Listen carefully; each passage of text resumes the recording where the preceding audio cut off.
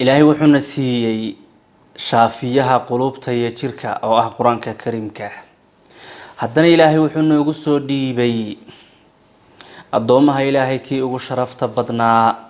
ugu karaamada iyo naxariista badnaa caalamka kana loo soo diray naxariis daraadeed iyo hawl fududeyn waa nabiyullaahi muxamed sallallahu alayhi wasallam ilaahay ayaa ku mahadsan markuu nagu hanuuniyay diintiisii iyo quraankii loo soo dhiibay ilaahay hadduu jiri lahayn cid kale nagu hanuuniso na tusi lahayn ma jiri lahayn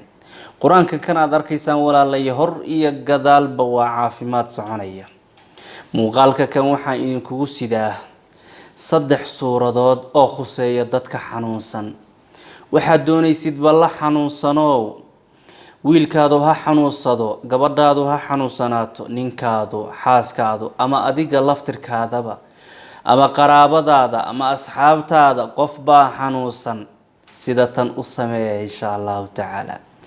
suuradahan saddexda qaar waxa lagu akhrinayaa qofkan xanuunsan biyaha uu cabayo qaarna waxa lagu akhrinayaa ama mid lagu akhrinayaa cuntada uu cunayo lidaalika hadaad weydiisid dhaqaatiirta qofka waxa uu cabaya ama uu cunayo waxay ka qayb qaataan caafimaadkiisa ama caafimaad daradiisa sidaa darteed ayaad raacinaysaa biyaha qofka ka xanuunsan aad siinaysid daawada tan ee rabbaaniga cuntada uu cunayo sidoo kale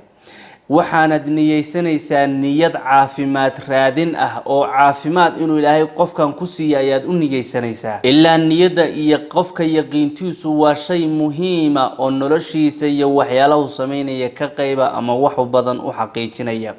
maxaad sameynaysaa ilaahay baana ku mahadsan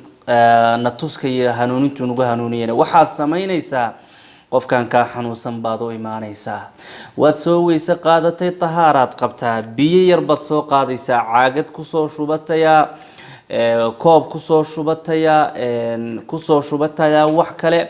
adigu biyaad soo qabanaysaa biyahaasaad waxaad ku tufaysaa suuratu wat-taariq ilaahay wana mahad ku leh suuradahan inteena badan waa garanaynaa suuradaha inteena badan waa garan waa juz ama suurada kamida meel kale ka raadin maysid suuratu wat-taariq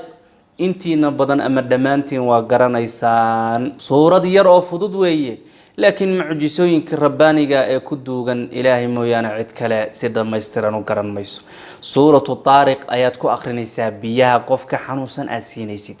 biyahan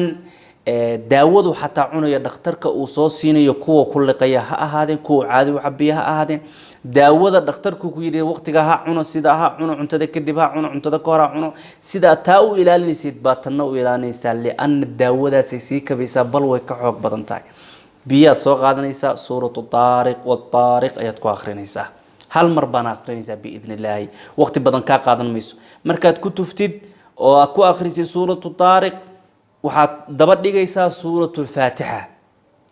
suuratul faatiha oo dhamaanteen salaadan ku tukano ayaad ku daraysaa faatixana 41 jeer baad ku akhrin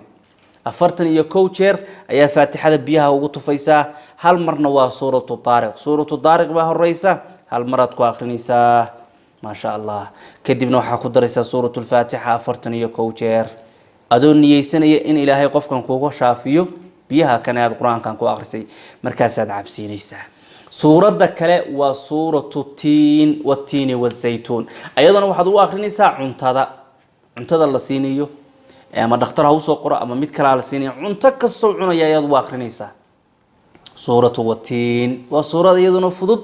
oo suuradaha Allah akbarta loo yaqaan kamida ama juz ama kamida suuradaasi cuntada ugu tufaysaa labada kalena biyaha ugu tufaysaa sida aan tilmaanay ayaa biyaha ugu tufaysaa tanna waxaad ugu tufaysaa cuntada cunayo ayaad ku dul akhrinaysaa suuratu wat-tiin waz-zaytuun wa tuuri siniin ayadana imisa akhrinaysaa 7 jeer biidnillah 7 jeer baad ku akhrinaysaa niyadana mar walba ogow niyada ah in ilaahay ku shaafiyo kugu shaafiyo adiga xanuunka ku hayo saas ugu tufaysa marka cunto kasto cunayo suuratu wat-tiin iyo ka marnaan qofka xanuunsan biyo kasto cabayna suuratu taariq iyo faatiha iyo ka marnaan tirada aynu sheegnay ilaahay idinkiisa aan ku gaarayna inaan ku takhalusno xanuun walba idanka ilaahay